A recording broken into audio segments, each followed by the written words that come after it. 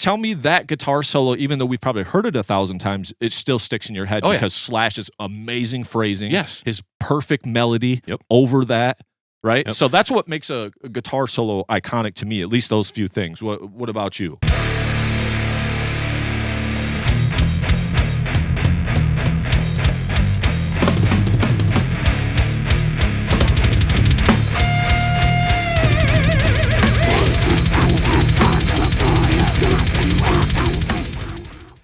What's up, everyone? Welcome to the Metal Maniacs Podcast. I'm Jay Ingersoll.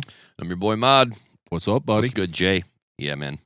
It's all good, buddy. Yeah. We're here. It's Sunday. Yeah. We just got done rapping for a few minutes. I know you've been a little down. You want to tell us about it? How you coming along, buddy? Well, I had a back injury that just came out of nowhere. It was more sciatic. Yeah. And then that kind of puts you down for a week. Yep. I'm just sitting for a week. The wife's on me, like, don't move. And I'm Mr. Type A personality where I got to go, or else I feel like I'm being worthless. Like, you know me. You always tell me to relax, and it's hard for me to relax. Yeah. So I did that. And then I kind of, working out for me is kind of more of a mental thing. Like, I like to see my progress and, like, see the numbers go up, right? But mentally, I just feel drained from not working out for the last 2 weeks. So it's just, but I'll get through it, Yeah. Well, I'm glad you're doing better. I know I've seen some back injuries when I worked at Structural Concepts. I had an older guy. He was close to retirement. He just stopped showing up one day, and I'm like, something's wrong. Like, why? He's too close to retirement. He either got fired, which isn't like him because he's a good worker, and he always shows up. And I was super curious. Well, he came back like 2 weeks later, and it was similar to what you're telling me. Minding his own business, really wasn't doing much, probably just tinkering around the house, but next thing you know, he's got a really bad back pain, and he said he felt it initially. It was whatever, and he went to bed, and the next day he couldn't get out of bed. And so he was down for like 2 weeks, and he started seeing a chiropractor. Well, this got me to seeing that same chiropractor. He did a pretty good job on me.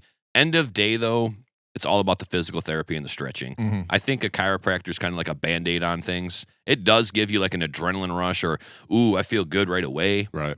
But 2 days later, maybe even the next day, a couple days later, you're kind of back to that stiffness. Like that release now is gone. But if you're every day opening yourself up, the stretching. I know stretching is a big deal. Oh, but, and these things happen out of the blue, but I'm glad that you're doing better because I know that it takes a lot out of you when you can't even do anything. Oh, yeah. You got to sit in the bed. You can't even really entertain yourself very well. It's just kind of like, and I do see like a little bit more social media from you. Because I have nothing to do. I know. And I pointed out to my wife, I'll be like, look at Jay. Man, he's got to be hurt because he's sitting here posting. Yeah. He never posts. Nope. And I was like, there's like 6 or 7 posts today. Yeah. And I was like, it's hilarious. But I just be on some shit. That's good. Well, I'm glad to be here. I'm glad you're doing better, buddy. Thank you, bud. So hopefully this week I can turn the corner a little bit. I still have a little pain like in my legs and stuff. We went for a long walk downtown yesterday just to see, because I walk every day too. I try to get 10,000 steps no matter what, but I wasn't even, obviously when my back was jacked up, but even last week when I was able to walk fine, still didn't even do that because I don't want to push it because the last thing I want to do is go backwards. It's just hard when I felt like I was probably in the best shape of my life and the strongest I've ever been. And, and now I have my nutrition the last couple of weeks dialed in where I want it to. So it's just hard because you're like, I don't want to go backwards, but muscle has memory, and it'll remember when I pick them weights back up again to start tossing them around. So I'm hoping tomorrow, Monday, will be a new day, but thanks for asking. I appreciate it. Yeah, no. What's new with you? Good question. God, let me think for a second here. I have a friend of mine who I haven't hung out with in a minute, and we finally set something up to where we're going to hang out today. Okay. I'm going to go over to his house. Do some cooking with him. He says he found some recipes from his mom, who's passed. And I said, what better way to honor her than let's get together and whip some of that up. I said, we can have the game on in the background. I'm not married to football. I just want to know that we win, end of day. Right. Like the last couple of years doing this and even prior, I love watching football, right? Big deal for me. I make time for it. I know when the games come on. But if something better is happening, I always got to prioritize a band practice, a podcast, or even hanging out with a friend I don't get to do very much. So today we're going to put the game on in the background and cook up some ribs, I believe, if all goes according to plan.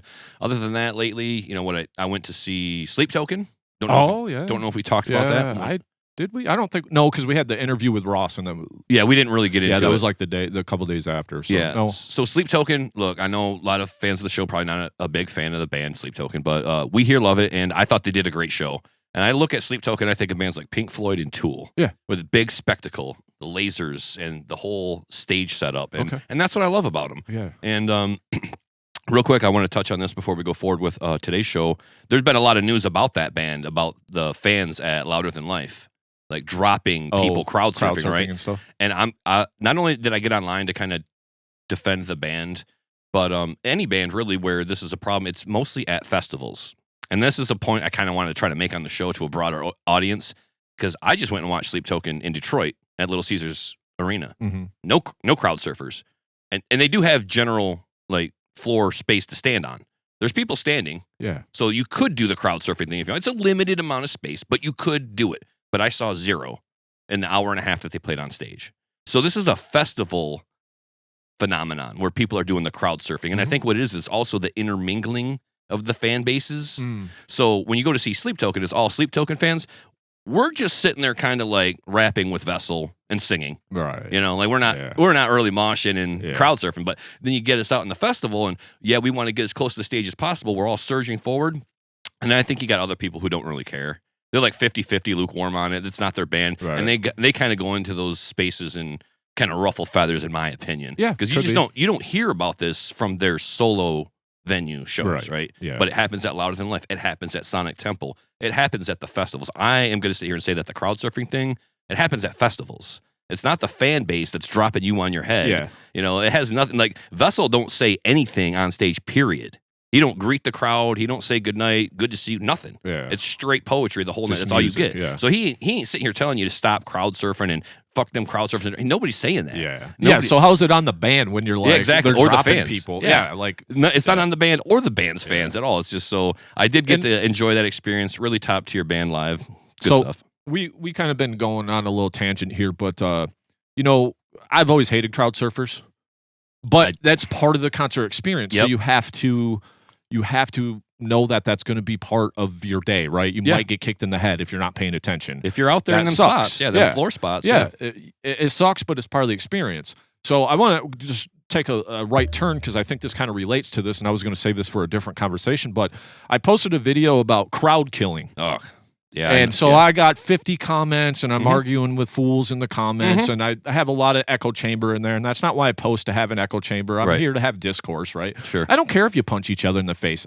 If you want to do the two-step and the karate stuff, we grew up on the push pit mosh, and then there was a lot of pushback, for lack of a better term, when people started doing all the hardcore dancing because that started to become more mainstream, not just at hardcore shows. Now at metal shows, you see all the guys doing that stuff, the right? Spin kicks and all that. Yep. I'm cool with that. Yeah, like, whatever. I think it's cool. Like, I'm good with that. And if you want to punch your friend in the face and he wants to kick you or whatever, fine. But if I'm standing there with you and our wives or someone on the side and I'm trying to enjoy the show and you're purposely trying to spin kick us, I'm swinging on your ass like nobody's business. So, and then, you know, there's guys and bands on there saying, well, we encourage that. And I'm just like, that seems kind of weird to me that you encourage people to punch people at your shows. Like, that metal should be a community. Hardcore should be a community. That's not community when you're telling each other to physically hurt the innocent bystanders. Yeah. So my post came across wrong because I'm not going to stand there in the middle of it. I know what I'm getting at a show. I want you to have the best time possible. But my best time usually is just kind of chilling off to the side. I want to get as close as I can. Sometimes I'll ride the pit. Like when we're at Summer Slaughter, we were basically standing right there in where the pit was at the back of it. And I know what to watch out for, and I'm not scared to get in there if I have to. But I don't do the karate kicks and all that because that's just not my thing, and that's fine. But I just don't understand the crowd killing. So don't get me wrong. And then people are like, they'll say, oh, you're a pussy because this, that. Well, because I don't want to get kicked in the face or have my wife get punched or something. Yeah. It's like, seems so I read, man. I read your post. I read almost all of the comments on it. And I just want to say this to any of the bands that are out there encouraging it or the people that are out there like doing it, you're fucking cowards. Yeah. You are straight up ballless cowards. I can't imagine how little your penis is that you would go to a show and sucker punch people and then turn around and then like 10 toes down, stand for that behavior. Yeah. Like, you're literally telling people, I'm a coward. I punch people when they don't look. That's the attitude that I have. Yeah. That's my community. That's what you can expect when you come out to my show. And I think to myself, wow, you have so many problems upstairs between the ears. Yeah. Like, you want to encourage punching random people watching your band. That's why I don't go to certain shows. Yeah. And I know that was a big part of the point some of the kids are trying to make is, well, don't come out to our show. Guarantee you I won't. Like, if I know, now that I know that you're going to stand up for that behavior, yeah, it's a bet. Like, yeah. I won't go. Right. And I don't. And I do stand back. And I do stand to the side. And I let people have lots of space to do all the crazy antics that they want. The spin kicks, the punching in the face, the slam dance, all of it. The crowd surfing even. Look, man, I'm like, I don't know if it's too much to do with age or what, but I just really don't have the energy for, like, fighting. Yeah. And all of that behavior does escalate, especially if there's alcohol involved yeah. or just I've never liked that dude. I don't like the cut of his jib. Yeah. You know, I want to get into it with him. So I just think it's honestly, like, it's cowardly behavior, at least in a mosh pit. Yeah. I know what we're doing. Right. I'm in it. I know what to expect. Right. You know, we're just pushing each other around. Somebody falls, pick them up. Yep. I don't see any merit in punching somebody who's not looking at you. Anywhere else in life, they don't call that crowd killing. They call that a sucker punch. Yeah. And anybody anywhere who delivers a sucker punch to anybody is a coward. Yep. That's all it's ever been. It's all it ever will be. So I know you all think you're tough and you're hard and you're going to show somebody what's up, but I guarantee you I can knock you out when you're not looking. Yeah. Like, I have at least that much physical, strength. Maybe I got to form up into a full sprint cannonball. Super safe. Just run and just throw my entire body weight into your temple, but it would still be cowardly, and it always will be. And I just think that there's always going to be an excessive overload of energy at these concerts, right? But, like, conduct yourself semi-accordingly. Yeah. Don't just sneak into the room and punch somebody in the back of the head. And then it's announced to the world that you're for that life. Look, guys, I read all them comments, and I see a lot of justification for a lot of negative behavior in the world today. We're just going to look past right, wrong, and just get into, well, I like it, so it's right for me. Yeah. It's my opinion is crowd killing is awesome. So if you see me, watch out, like, all right, man, just thanks for announcing the kind of person that you are. Right. Yeah. Yeah. You're definitely scum for sure. Yeah. Like, I'm sorry, man. Fucking Like, stupid. I Yeah. just like, to me, it's like they're just way too attached and in love and infatuated with this idea of violence. And we just have enough of that everywhere, man. I want to go to a show and kind of vent and like, yeah, there's a bunch of chaos in the world, but I kind of want to just, like, vent my way, which would be just to watch the show. If the kids want to get in the pit and vent and push each other around, great. But don't bring your violence over to my piece. Right. And then act like you're the victim because I say I have my own space and I am worthy of the peace that I have in my own space. Yeah, absolutely. Don't come over here and fuck up my peace, man. Like, because then it becomes real violence instead of this playground stuff that we're doing in the mosh pit. Yeah, yeah. We're just roughhousing there, but you come and punch somebody who's not expecting it. Well, if they sustain, like, if they take that and then they still got their wits about them, now there might be cops involved and all kinds of stupid shit. Nobody wants that. And I think it's just a detriment to any scene, any show. And that's what I'm saying. Any venue. I'm all about building community. That's why we do the show. That's why we go to shows. That's why we try to support local bands with their wearing their gear. Like, that's what we're about. Whatever's happening there is, like, 1,000% opposite of what we're about, or at least what I'm about. I know for sure. I'm pretty sure you too. Yeah. So why would I even be okay with that behavior at all? I'm cool, like I said, if you want to punch each other in the face, that's fine. It has nothing to do with me. Yeah. But don't come over to me. That's all I'm saying, because that's ridiculous. That's absolutely. And then say don't come to my shows if you don't like it. Like, that is the most absurd. Like, your band must really suck dick if you're saying don't come to my shows. You should be trying to get as many people as to shows as possible. But I think we've just gone so far down this rabbit hole, and we've talked about all kinds of genres and music. Now every big singer's out there, I want to see you fucking kill each other and blah blah blah. And that's just, what are we doing, man? What are we doing? I'll bring it back a little bit, almost full circle to the sleep token thing. Vessel, don't say shit. Yeah. And I love it. I never thought I could love that about a singer more. I never thought I'd appreciate it so much. Not even a hello, not even a goodbye. Nothing that wasn't a printed lyric that you already knew. And I don't know why I'm so in love with that, but I think back to all the shows I've ever seen and played, and you got that downtime, and you've got the lead singer trying to like keep energy with the crowd, and they're always trying to hype up. And some guys are really bad at this. They're really antagonistic. They just don't have a sense of themselves as what it would be like to be an audience member and to hear those words. Like nobody really likes to be kind of called out and challenged in a negative way like that. Yeah. You can encourage movement and energy with a positive sentiment, like, I know you got more in you than that. Let me see you have it. Give it to me. You know, you can encourage it without like demeaning or belittling the audience. Yeah, you're a pussy if you don't fucking punch each other. Like, come on, I've seen a bunch of it, but to have a singer just get on the stage and the first thing out of his mouth is lyrics from a song, beautiful. And absolutely, dude. That's really what most people want when they go to a show, is just to enjoy the music and the event of it all. And we will talk more about music proper going forward here. I know that we had a couple of things we like to catch up, especially without guests. Yeah. We're always going to catch up and rant for like 10 minutes. Yep, but for sure. But that's our because time. we're people too, and we have other things on our mind than just like whatever the topic of the day or reacting or interviewing. So we let our personalities be known as well. And it's, like I said, man, I don't know. I think the little chats. It kind of hurts my heart. It really does, just to like encourage that behavior. Well, I think the part that's sad for me too is, and I'm reading the comments, and I feel like they come from like a younger group of cats. Yeah. Right? Like they're in their 20s probably. Like I think it's just life experience, and things will happen ultimately to where you kind of take a look at your younger self and say, could have behaved a little better. Could have stood for better things maybe. Yeah, for sure. And I hope that they get there, but to me, man, like you just turn on the news any day. The world's dark enough. Yeah. There's just enough going on. And I know we sing about that stuff a lot in metal, but to literally like encourage like violent behavior, I think that's where we kind of cross the line into a non-musical territory. Yep, absolutely. I mean, we can talk about politics and shit and art and all that and lyrics, but to literally be on the mic and be like, let me see you knock somebody's fucking head off. Yeah. Like, stop. Yeah, Stop. That's why I bought my ticket, to get punched. Thanks, dude.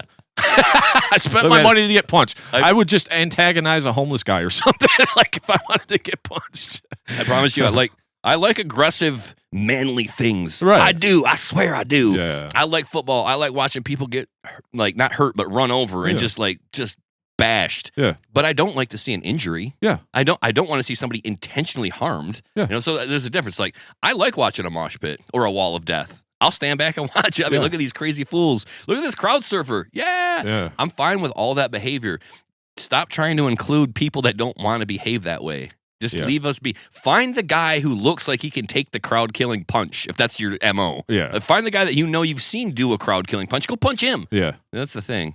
But we're gonna get in the cage. If you want to fight somebody, don't be a pussy and train for it and show up to a show and just sucker punch some innocent bystander. Be a fucking man and do some push-ups and some cardio and get in the fucking cage if you think you're a big, tough badass. Like, to me, that's, like you said, cowardly fucking behavior. So, whatever. Look, if you want to fight, look up our boy John Roan. Yeah. He'll show you a few things. Yeah, absolutely. He's coming up in a couple episodes. We're going to have him back, so... All right, cool. So after our little rant, we'll get into today's episode. I'm not 100% sure what we're going to call this. We've thrown some ideas around, but... I like the title on yours. I mean, killer solos. Yeah. We're going to talk about guitar solos today, guitarists, some solos that impacted us in certain ways. Mm-hmm. And to really get into this, what I like to do sometimes is I'll write a few words in my mind of what a killer solo might be. Okay. And then I'll look it up. I'll chat GPT or Google or whatever, Perplexity or whatever, just to kind of see what they say. Sure. And see how like the whole internet or information database as a whole narrows it down and see how close I am or whatever. Love it. I like to do the same thing. Yeah. I like to come up with my own definition of a thing and then just check it with 8 billion other people's all the information. I cross-reference with the rest of the world and see how close I came. So hit me. Right off bat, the thing about extreme metal or metal in general, and that got me into metal was the musicianship, because we started playing music early, right? And then we're trying to be like, well, what can challenge us more? How can we be the best that we can be at our instruments? Well, that kind of leads to extreme metal and death metal. And I know the turnoff a lot for these kind of genre, or even heavy metal at that, even a Slayer for like a average Joe is like almost too much sometimes. But what's a lot of times they're like, oh, I don't like the vocals. Mm-hmm. Well, I never listened to the vocals at first. I'm listening to this crazy drumming and guitar playing. The vocals just kind of came as a second afterthought and kind of grew on me. You know what I mean? So I never really got into it for the vocals. Sure. But extreme metal has some of the best instrumentalists in the world, dude. Telling you, that's the thing. That's the thing about metal, and I think why so many fans are so diehard about the genre is because I think we just know instinctively some of the best musicians in the world also play metal music. They're not just in the symphony orchestra pits, and those are world-class musicians doing their thing in their genre, but over here where we plug into electricity, amps, and electric guitars, like, we have world-class guitarists on our side in our genre too, absolutely. like top-tier, world-renowned musicians. And I think that's the biggest draw for me as well, is the guitars. I hear them guitars juiced up, good crunchy tone, and then you hit me with some slick melody that like weaves its way through my heart. I'm like, oh, good. Yeah. Like, it just got me. So we do have some great musicians in the metal world. So I wanted to say that even on bands that I personally don't favor, like a Lorna Shore. Yeah. Those guys are fabulous musicians, dude. I mean, keep saying it. Will is probably one of the dopest vocalists ever. It's not for me. Yeah. I don't get the songs. Right. It just doesn't translate. It just seems like a bunch of whatever. Yeah. I'm glad they have fans. Yeah.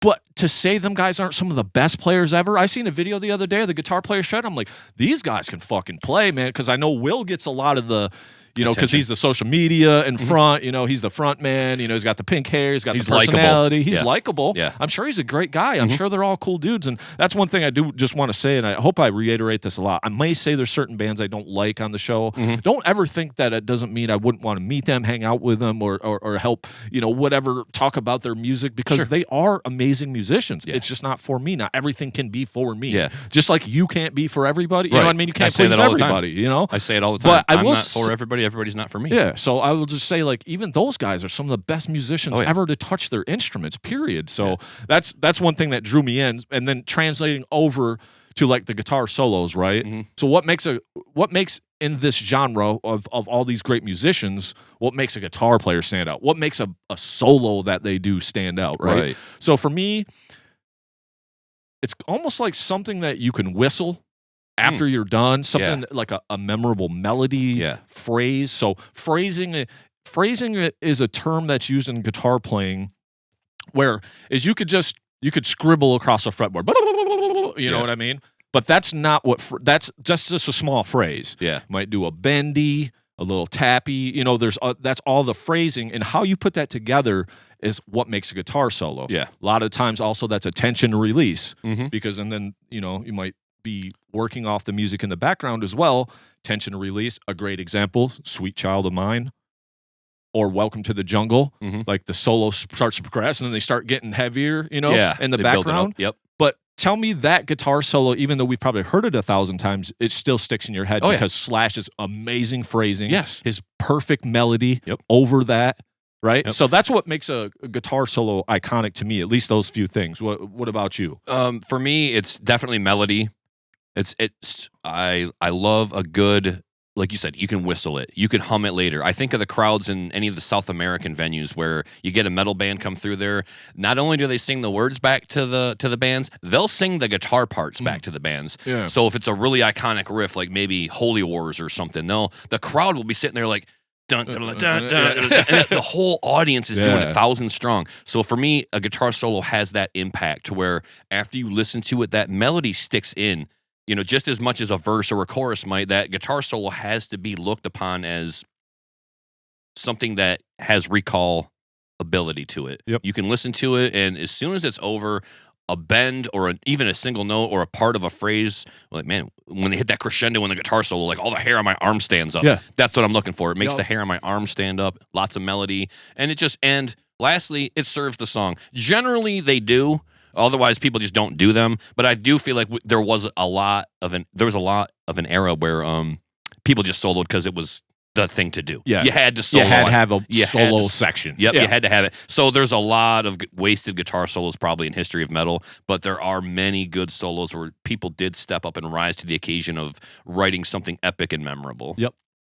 So I think we nailed that. Just real quick, I'm kind of what the GPT says. Yeah. Memorable melody. We already talked about that. Think about like Crazy Train or Fade to Black. The number ones I like. Some of these I'll just mention up front that are just ones like in my mind I can literally whistle the whole thing and haven't even heard the song in 5 years because that's how great and how it served the song. Because like you said, maybe I know the lyrics too, but I also can hum that guitar solo because it's that important to the song.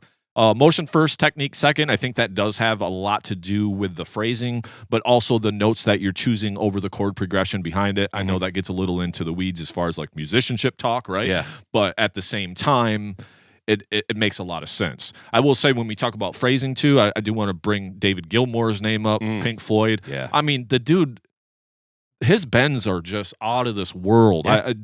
He doesn't do a lot of fancy. He sticks to a pentatonic blues scale. But you could try to play a David Gilmour solo because you're like, oh, it's all like 12 notes. Yeah. You're not really gonna be able to play that because it's just this emotion and this just feeling and his technique and vibrato. So yeah, it's definitely emotion first and then like adding in the technique second. So I agree with them there. This says dynamic arc storytelling.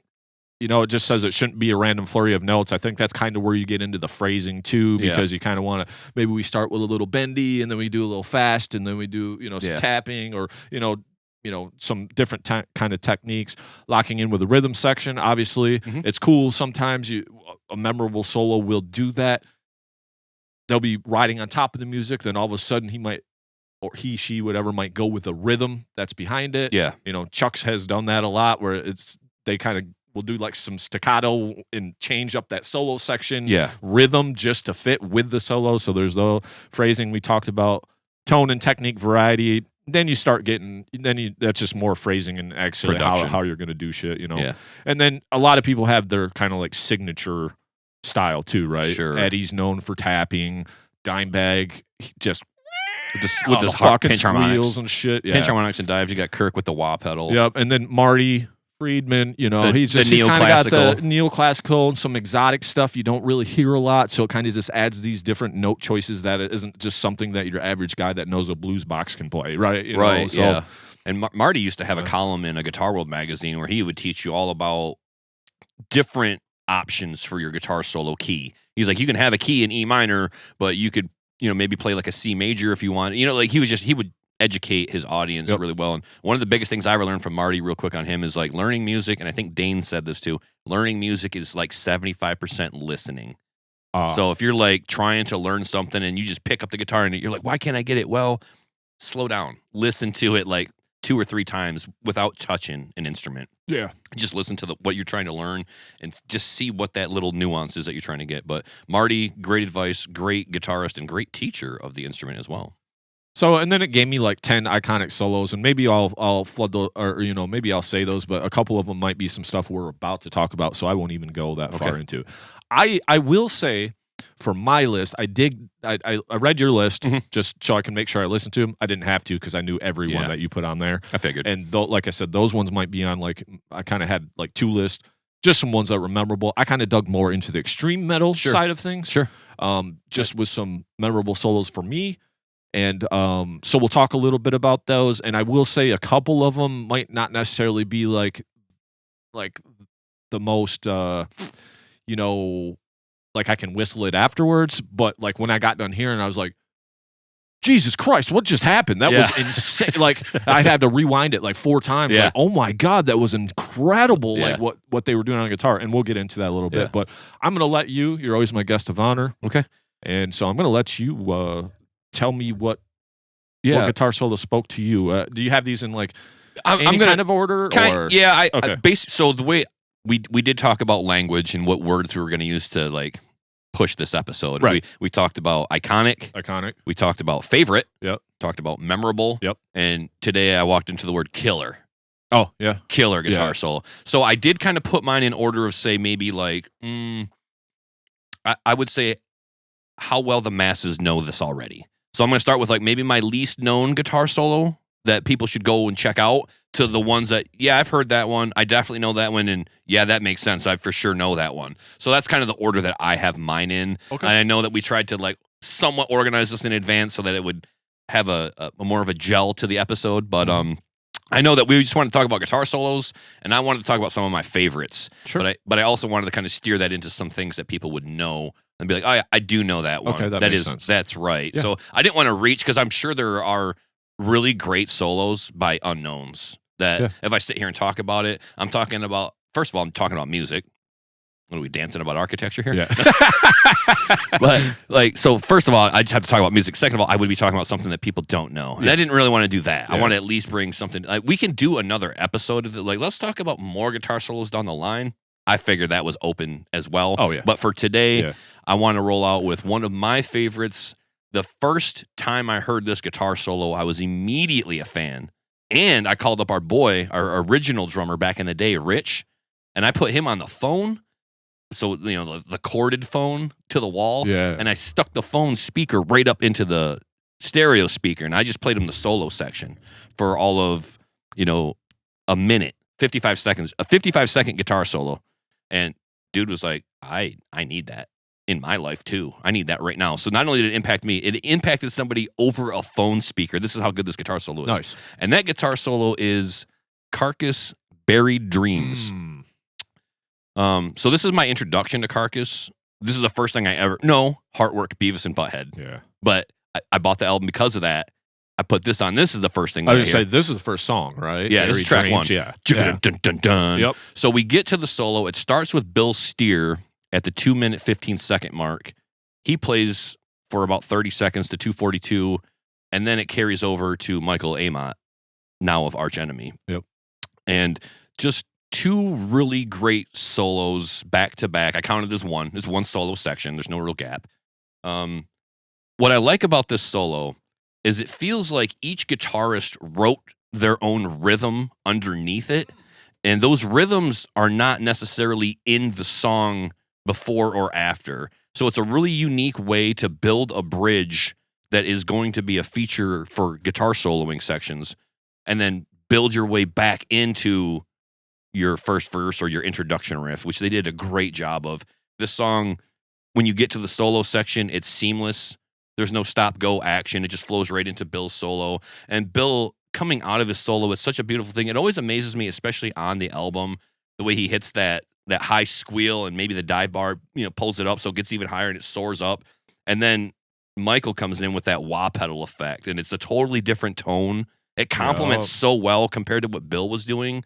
He's got that wah pedal, and it's kind of like on the rhythm tone switch, so it sounds really dull or not bright. You know it's what I mean? like on the bridge. Yeah, so Yep. so he's got that. He's got the wah pedal filter, and it's just totally different. Now, he doesn't lean into it like Kirk does on the wah. He uses it a little bit in that solo, but Chef's kiss on the way he uses it. He didn't go nuts with it. It wasn't like waka waka waka. Yeah. He wasn't just sitting here stomping on the thing. Right. He just teases it a little bit on a couple of bends.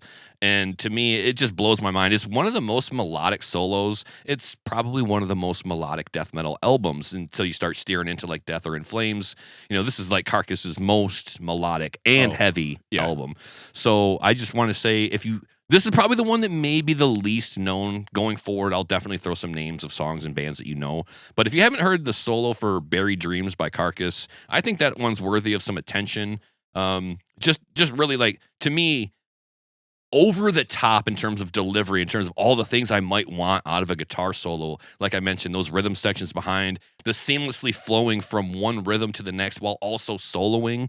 Like Bill's solo and rhythm ends, then we go to Michael's solo and Michael's rhythm underneath it. Yeah. You know, whoever wrote whatever part, I don't know. But I just know that those parts all change seamlessly and then into the end of the song. Welcome to a world of hate. Jeff screams, and then we're into the final chorus. Yeah, I like it too because it's kind of like when he does that, like you were talking about, he does that crescendo with the bend. It's like, and then when it comes in, the rhythm drops, so it kind of gives this different feel, and then it goes into that wah, and it kind of pushes the whole rhythm down a little bit into more of a drop beat. You know little what bit, I mean? Yeah. So it's kind of, it keeps the energy, but it's just like, okay, we're not done soloing yet, and that's that tension and release, right? It's like tension.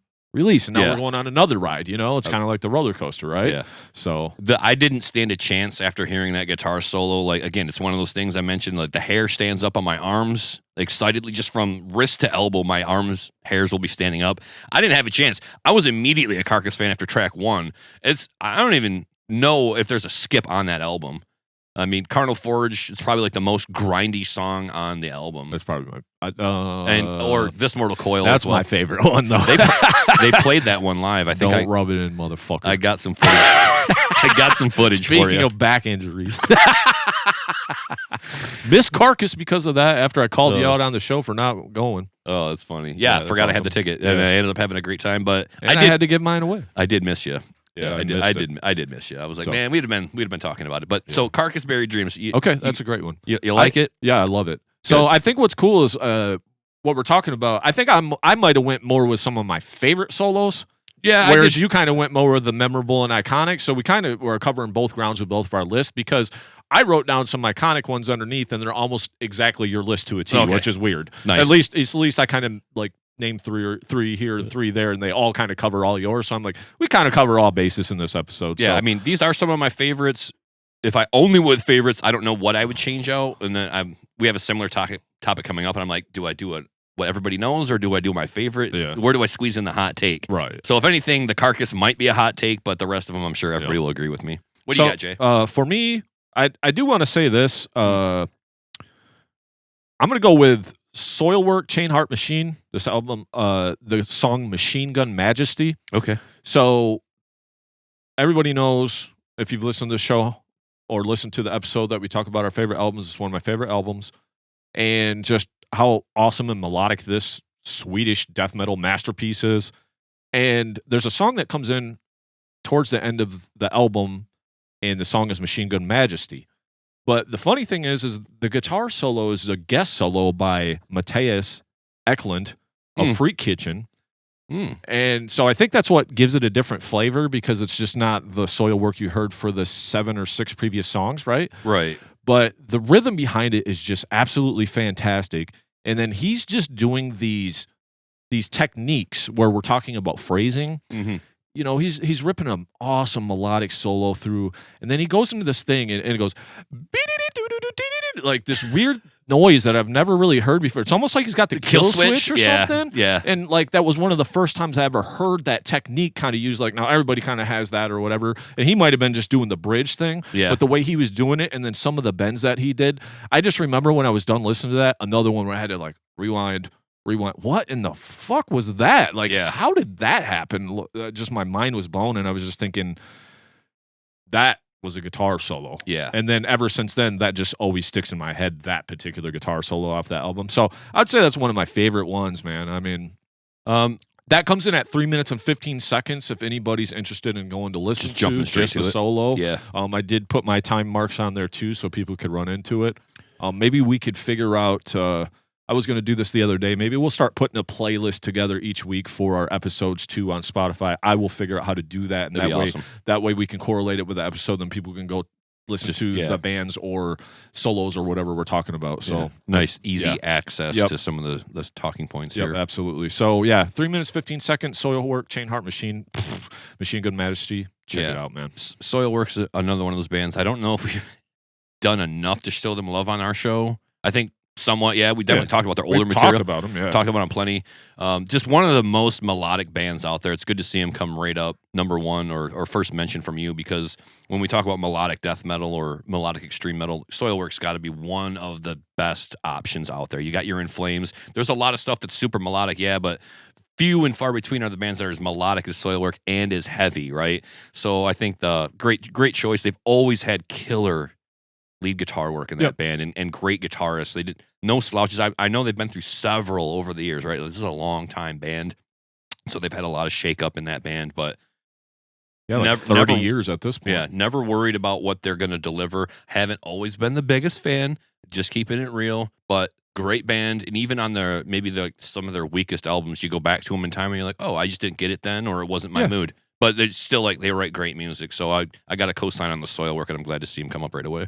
Oh, yeah. I think with Soilwork, too, like you talk about melodic, not to get off on a Soilwork tangent here, but when they start introducing the clean singing too, like on Round Predator's Portrait, it's a new thing. You're like, oh, what is going? That's awesome. Like where did this clean singing? And it's like fantastic. And like you said, not only just lead guitar work, like hey, here's a bunch of solo and noodling. It's just the melody that they put over the rhythm behind it is like kind of a solo within itself. That's just like, oh wow, it carries it through. Same as you. Few albums didn't hit, but the majority, 89% of their stuff is badass. So good call on the soil work. Bjorn Speedstrid, he's Speedstrid. I love that guy. Their vocalist, Not a big fan of the Night Flight Orchestra. I tried to listen to it the other day, and I was just like, not for me, thanks. But you do your thing. Yeah, at least he's got a second outlet. So that was your number one. Yep. So me, and we already brought his name up. I'm gonna go to one of the all-time greats in Megadeth, and I want to talk about Tornado of Souls by Marty Friedman. Jesus. This is a 60-second dog walk of how to play guitar. Like, this guy, I'm telling you, Marty is an alien. I made a note here just for the fans that are already aware of Megadeth and Tornado of Souls. If you're not already hip to the Live in London 1992 performance, I have it on VHS, but it does exist on YouTube. You can watch it free of charge. I spent like 40 hard-earned high school bucks at the greenhouse. Yeah. I made about $50 a week. You're welcome. Planting stuff, but for a piece of media you can't really use now. Remember Matt used to have the magazines. We'd order stuff from overseas. Yeah. So this like came in from Japan, and this VHS has not only that concert, but like all their music videos, and then a bunch of weird news programming with, and then the interview. It's like people from Japan or something, right? Or they're like in Japan and they're getting interviewed, and then there's like the subtitles and shit. Yeah.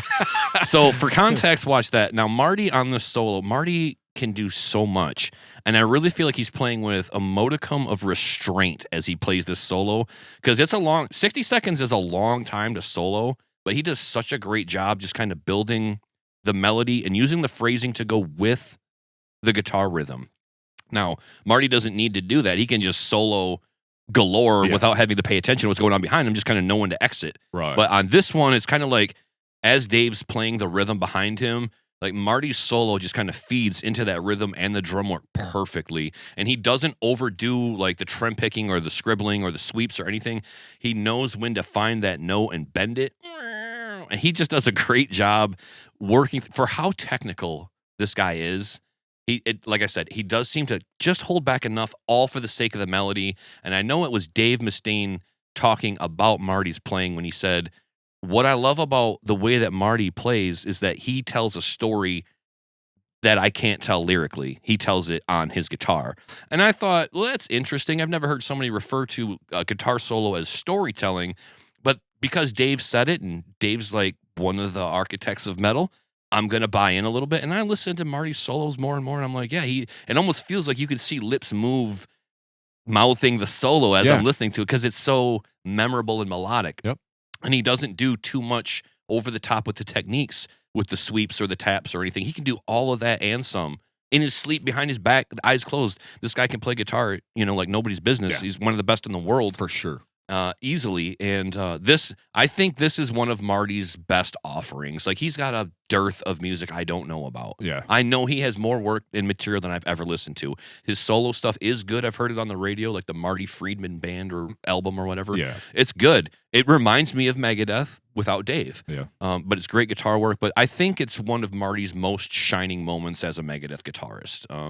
I think that solo is pretty well known in the metal community by fans. I think it's one that immediately, like, when the title of this episode pops up, somebody's going to say, oh, it's Tornado of Souls. Like, I think somebody's going to have that as number 1 or 2 in their top 5, you know? So, Marty Friedman from Megadeth, always been the man, always going to be the man. Yeah, always going to be one of my heroes. I think that's a great pick. As far as Marty goes, Tornado of Souls, even that, it's all about solos today, but just the Tornado of Souls is one of my favorite Megadeth songs, period, because of the riff. Riff that just comes in. I'm just like, man, that's a killer riff, dude. That riff is fucking awesome.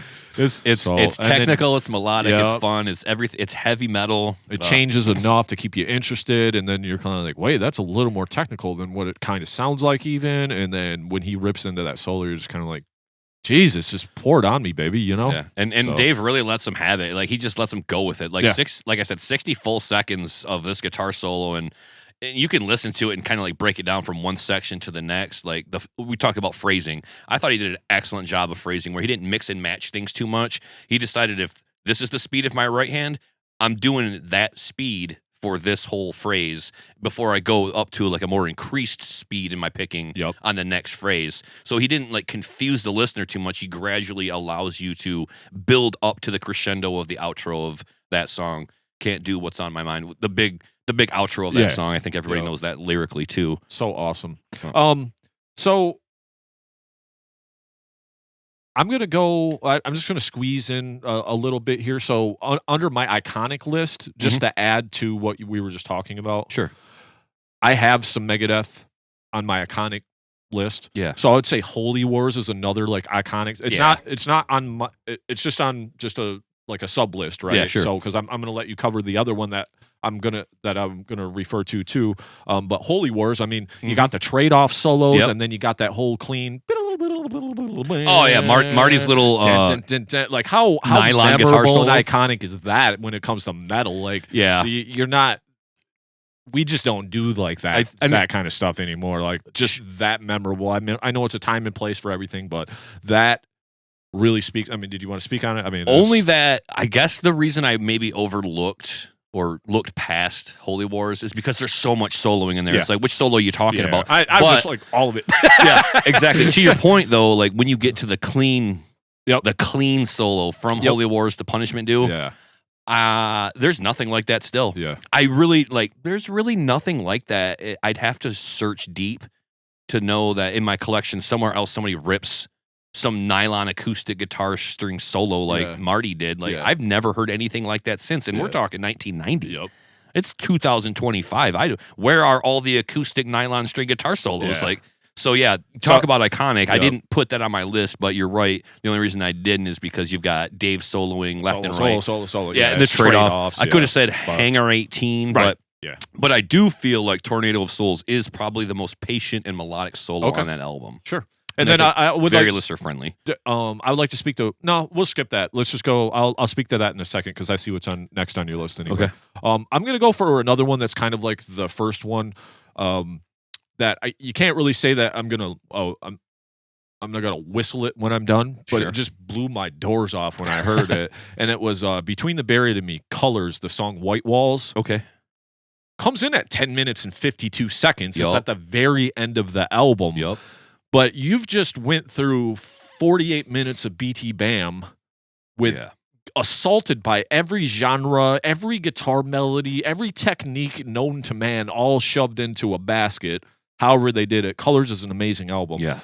But then you just got Paul Wagner coming in at the end, and he just comes in and he starts off just nice and slow, like we talk about phrasing, give me some little bendies, melodic, and then he just starts ripping into these sweeps and all this just fast, and the rhythm changes behind it, and it just has this amazing impact, and then it kind of tension release, tapers off at the end, and then we just kind of fade out into the end of Colors or whatever. But that will, and then seeing him play it live, and it was perfect both times, at note for note, because it's a solo, it's in my head, I know what's coming up, and I'm like, I want to see what's going on here, and he's just technically proficient. Yeah. I think that dude's one of the most underrated guitar players, because all the stuff that he can play, his name ain't brought up enough, but that particular solo in Colors on White Walls, man, one of my favorites of all time, dude. I feel like now I'm compelled to revisit it. For one, great album I haven't gotten enough miles out of in the later years. When it came out, though, I was listening to it 24/7. Yeah. Like, Colors was always spinning. Yeah. I'd have a drive from Kalamazoo down to Portage, so 20 minutes, I'd get half the album in, approximately, and then go home, listen to the other half of it. Fucking monumental album. Paul Wagner, again, criminally underrated. I go back to our top 5 guitarists episode. He was your number 1 pick. My number 1. How underrated is he? I didn't even have him on my list. And I felt like such a schmuck when his name came out of your mouth, and I was like, oh, how come I didn't say his name? I'm glad we had different lists, but at the same time, I'm kind of like, how is he not 2, 3, 4, or 5 on my list? Yeah. And he's been around doing it for a long time. Again, great guitarist, underrated. And this band, I think it's because the popularity of the band is a little lower progressive death metal is just such a niche, and they're so good. Yeah, They're so good. And they've even written really good songs that stand alone as just a nice little single or what have you. Right. But because the albums are almost double albums, you know, like you got a 60-minute side A and a 60-minute side B, or album 1, album 2, right? The band isn't as well known. If they did write Megadeth style songs with the classic pop structure, they'd probably be a lot more popular. They could be up there with Avenged Sevenfold or something if that's the thing that they want to do. Right. Clearly it's not. They're way too musically advanced to want to do something limiting. Yeah, pop structure. And even Avenged Sevenfold has a lot of influence and stuff coming through their music. It's fine, but they lean into that pop so they can keep that stadium tour going. Which is great. Whereas, you know, like BT Bam's trying to keep the club work going, so kind of different levels there. But they could be on that level. Paul Wagner, again, just got to throw his name out there a little bit more. Fucking thank you for saying it again. Do not sleep on Colors 2 either. Man. No. That fucking album is awesome, too. I just listened to the new one. We'll talk about it in our albums of the year. We'll talk about it off air. We don't have to get into it now. But the thing about Paul, and the reason why I think he's so criminally underrated, we talk about Marty, and he comes in with that clean nylon acoustic solo, right? Yeah. Well, BT Bam's playing almost every genre from their very first album to what just came out. They cover every genre and then incorporate all the metal and shredding and grind too. It's just kind of like, that may not be for everybody. Even some of their stuff just is a little quirky and catches me off guard where I'm like, I don't even know if I like that, but just because you can do it, do you have to? But they can. So I guess if that's what makes you happy, you know, but I'm just like, how can you not talk about this guy as a guitar player, because he's writing this insane stuff. I know they all write, but it's just like he's still conforming to all the finger picking or the flamenco or the shred or the blues or the country breakdown. It's like, what is going on? It's like this dude can do it all, man. Like, underrated, but White Walls 1052. Dial that up. Good pick. Your good turn, pick. buddy. Yeah. So I'm going to just kind of keep it in the house of what we already know. I'm going to go right back to the well and talk about another one of my favorite bands of all time. To wear that shirt tonight. So Ashes in Your Mouth by Megadeth. Yeah. Now this one starts out, for full effect, I got cue it from Dave's vocal at the 250 mark on the album. Okay. Because that's when he's... to tomorrow, whatever he says. He's got a lyric there that kind of really helps kick it off. There's a little silent break, and then pick it up from 250 for the full effect. The first note of the guitar solo is actually at 253, and then it's Marty, and then a quick rhythm, and then Marty, and then it's Dave with Marty on the dual lead, and that's the part that we really think about when we talk about Ashes in Your Mouth. And then they sweep together too. So again, why is it on my list? Well, you can hum the melody. You very easily can recall this melody, and it's such a great job of serving the song. I can't express that enough with this particular solo. The way that it works is we go into the solo rhythm, and you got that chugging triplet riff. So we kind of know that from earlier a little bit, I think, or no, he incorporates that when he goes into the rhythm behind the solo. Yeah, because it's but then he moves with that chromatic scale in as the fill. So we're kind of revisiting a part, but it's kind of a new spin on a part we've already heard. So you got a cool rhythm behind it, and then we move. So we do a solo, rhythm, solo, and then we do the dual. And that dual melody really carries you into the end of the song. Just with the drum work, everything builds up. Middle of the solo, the bass fill comes in at 338. So we even get a little bass guitar love in there. It's just a little slick fill, but nothing else is happening. So you just get Dave Ellefson in there, walk the dog real quick for a bar, and then the dual guitars come in. So it's just a really brilliantly articulated and expressed guitar solo. I feel like they put a lot of work into making this thing shine, and it is at the end of the album. So I think it really is meant to leave you off with like the best that they could for the end of an album. Like you already got Symphony of Destruction up front. That's your single. That's your moneymaker. But what's the closer of the album? Well, they have this thing on there where they really let so much of the band shine. The drum work, really cool, mean lyrics from Dave, just basically like working away your life in a just pickaxes in a coal shaft or something, whatever, you know, like so. It's that grind, that 9 to 5 grind. Yeah, you know? Yeah. Dave really laying down some hard truth on Ashes in Your Mouth. So I think it does all the things that you would want a guitar solo to do with the melody, serving the song, building it up, and two of the best to do it. Now, Dave, Dave can play some mean guitar. We've learned a lot from Dave. He does kind of catch some flack for some of his guitar solos, but you're talking about a guy who's had world-renowned guitarist in his band. Yeah. Like he's doing everything Megadeth. Those guys are helping him by putting some guitar solos down. Dave can play too. Oh, and he's a player, dude. I have to imagine this solo kind of comes from his brain, I feel like, because it's such a big part of the song. Yeah.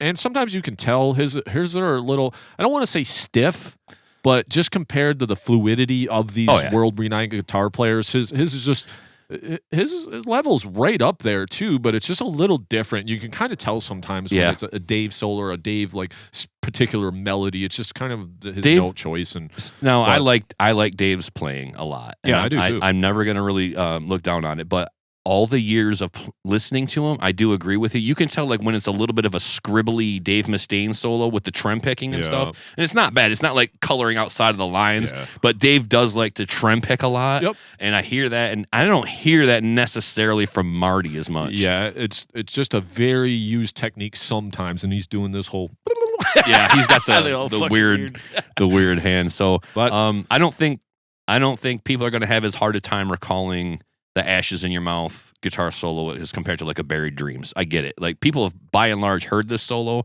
I do still think it's one of the best solos written. There may be more popular solos by bigger bands, sure, but for me, one of my favorites, killer guitar solo. I think it's iconic. Whenever you get two guitarists playing a lead together and it works, think Eagles, Hotel California. Right. Like if I was making a guitar solo list that wasn't exclusive to metal, Hotel California might be one or two. Yeah. Right. And that's the thing that makes a memorable guitar solo is absolutely. Everything that they do in that. So I agree with you. That actually made my iconic list as well. Ashes in Your Mouth. You're the one that showed me this. Okay. Because it is, unfortunately, I think this is the best song in the album for me. Agreed. But I just remember, like, I think we were in your bedroom at your folks' house out, Fruitport there. And we're just chilling. You're like, dude, you got to listen to this solo. And then we had the book and everything, and we were trying to learn that, and we were trying to go through it. I just remember this was a big part of our teenage life. This solo, this album, it just really brings back memories. But still, in my mind, this is why I made my list too, just because you always remember it. And then, like you said, there's not a lot of dual guitar solos that are super memorable like this, and this is a great one. And real quick before I hand it back off to you, same as the Tornado of Souls guitar solo, you can watch this one on the Live in London 1992. Oh, the Ashes in Your Mouth? Yeah, so you can see Dave and Marty play this thing note for note, lock and step, dialed in perfectly, didn't miss a note. So that exists for your viewing pleasure as well. You can find that for free on YouTube. I'm always blown away. And really cool editing on that 92 Live in London as well. So enjoy that. So I let me throw in another little iconic because we're on the Megadeth topic. Sure. The High Speed Dirt, same album. But when it stops and he goes into that little clean, it's like kind of, I'm just like, to me, that's like an iconic part of the song. It just breaks up that fast, like, song. It's almost like a blues country lick. Yeah, it is. But it's just so like weird and out of place, but it fits so well too. And it's just one of those spots in the album where you're just like, did I just hear what I thought I heard? And for some reason it sticks in it, but only Marty could be like, yeah, let me fucking Totally. What a cool part on that. And that song rules too, but I just had to put throw that in there because that was kind of on my list. So let's go with I'm going to go with a real deep cut here. And like I said, I went with my favorites. So sorry guys if you don't really know this, but we end of day we're try to lean towards the extreme metal podcast. So I kind of went with a lot of extreme metal, like I said. So I'm going with Origin, Antithesis, and the song Antithesis. Okay. Super long song. The ending song of this album as well. So you see a kind of a theme here. But 7 minutes and 21 seconds into this thing. So I remember when I was taking guitar lessons, I brought this solo into the guy that was giving me guitar lessons. And I was like, can you tell me what he's actually doing right here? Because it is the most insane alien shit I've ever heard. Now, we've come a long way since then. This is, 15, 17, 18, 20 years ago, whatever, now at this point. But he showed me what he was doing. Origin, some of the most amazing players in the world. For everybody, not really, because it's just grind all day long, just fast. Yeah. But you watch them play, the guitar players is constantly going off, the bass players, bass taps, it's just this the whole time for like 40 minutes or whatever. But they get into this, Origin doesn't groove a lot either, but they kind of get into this ending groove, and then they start just, John on drums. he just starts kind of going Long in this stretch? groove. Yep. Yep. And then all of a sudden the guitar comes in and he's just like, and then he goes like all this crazy weird alien shit. I'm just like, what is that, dude? Like, what is going on? It's like this crazy sweep tapping thing, and then he kind of comes back out of it, and so it's like kind of a cool melody, and I think it stuck out for me because when you listen to an Origin album, you're like, God, I just got pummeled, and I'm like good on grind for like 3 to 7 days, if not 10 working days for sure. And then, but just to kind of squeeze in that little melody. Oh, yeah. I know since then they'd have, I even listened to some of their, I want to say newer stuff within the last handful of years. They did kind of tone it down a little bit with the grind, but they still just going to grind and blast your ears off. But I just remember coming into this at 7 minutes and 21 seconds of a grind song at the end of an album, and I've been captivated this whole time and just getting pummeled. And all of a sudden you're just throwing this little melody and then this crazy guitar technique that I knew you could do it, but I was just like, what is that, man? So, like I said, you'll see that's a theme on my guitar solos where I just have to question and look at the speaker like, what the fuck did I just hear? Like, what is going on? I play guitar. I don't know every technique. I'm an okay guitar player, but I was just like, God damn, man, this was sweet. So that's why I picked that. It was just one that was instantly came up, and it sounds like being on the wrong end of a beatdown. And then being told at the very end, you may take a nap now. Like just wrecked, pummeled, sore, hurt, laying there, and then nice little sweet solo to send you off to the Sandman. Origin, I don't know the song. I'll tell you that. It is Paul Ryan, so I believe his name is Paul Ryan, if I'm not mistaken. I'm familiar with Origin, and like you said, not for everybody. I'm one of those guys because it's too much grind. Yeah. I would love to hear an Origin album that made musical sense to me because I know there are amazing musicians. These guys can play lights out, but for me, it's at some point I'm like, I can't handle much grind. I got to have it in like the smallest of doses. It's got to be a part of a part. Yeah, it can't be like whole parts of whole songs. You know, totally get it, man. And I'd love to revisit them and check out this song and see what they've done lately. But I know the talk around this band is always their drummer, John Longstreth, and just what he's been able to do for the community and inspire others. But I'll have to look into it. I'm only vaguely familiar with the career arch of Origin. If they've gotten more melodic over the years, it sounds like something I could still enjoy. Yeah, I kind of felt like I've heard some like newer tracks from 23 or something, and they were like there was a lot more groove and a little more melody, and I was like, oh, this is a little different. And John's played on other projects too, you know. So like he has, and like I want to say he's done like Misery Index and a few other things, but off the top we won't get into that. That's a different conversation. It was one of my favorites, man. I had to put that on there. Love it. Super. Origin, one of those bands that I would love to see. Like that's a great side project. You have your grind metal band, but it's kind of a lark on the side. Yeah. I would love to see them do something more progressive that spoke to me in a melodic sense. No, but you're always going to have one band in one genre that's kind of like the staple, and I feel like they are that band for grindcore metal, grind metal. Like they're that. Yeah. They are grindy those death guys. Metal. Yeah, for sure. All right, buddy. This next one is such a layup. I feel like this could be. First of all, this next one from me could be a half a dozen or more other songs, and for two, this could be number one for a lot of people as well. And Pantera with Floods. Yep. Now, if I wanted to go maybe the more iconic route, I would say something like Walk. Right, biggest song. Okay. Big guitar solo. Not mad at it. But for me, it's Floods. All day, you've got that whole middle passage. Dime writes himself a nice, beautiful acoustic guitar passage underneath it all. Solos on top of it. I think you're only really a man if you can squeeze a little tear out of your eye during the solo. That's a real man because that's a real man playing that guitar solo for you. And that is one of the most beautiful guitar solos ever set to record, period, bar none. I agree 100%. Just like, and then the very end of the song, he kind of comes back to a portion of that melody, just like from the solo, but just kind of as a melody line. Just to fade it out. Yeah, that's so sweet. So not only do you have like this amazing moody, because you got the rain and the thunder clapping, right? Yep. You got this amazing moody guitar solo taking up a big chunk of real estate in the middle of that song, but then after the song ends and you do the floods, and then you go to that little segment at the end.